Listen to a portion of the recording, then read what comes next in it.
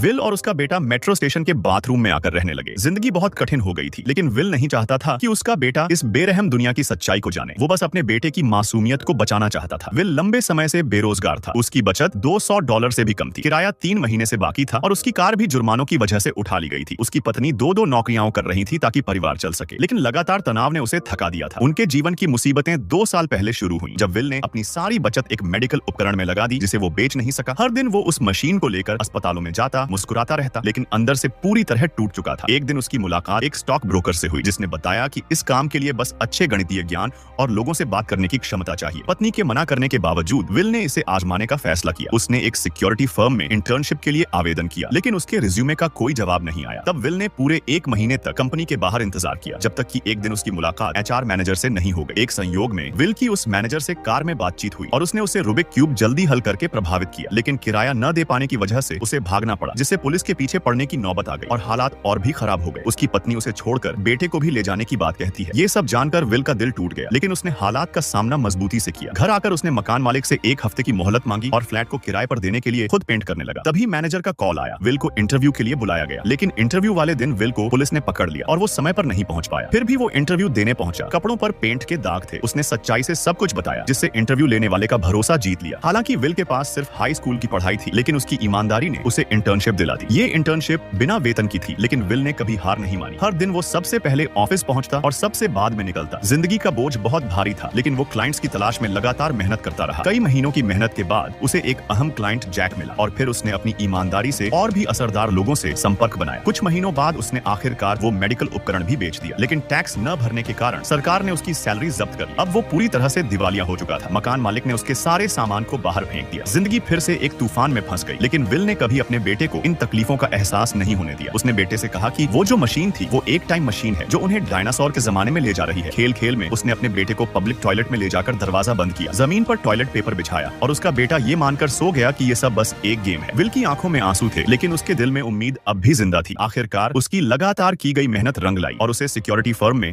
एक पक्की नौकरी मिल गई। कई सालों बाद विल ने अपनी खुद की ब्रोकरेज कंपनी खोली। अब वो और उसका बेटा तंगी से बाहर निकल चुके थे।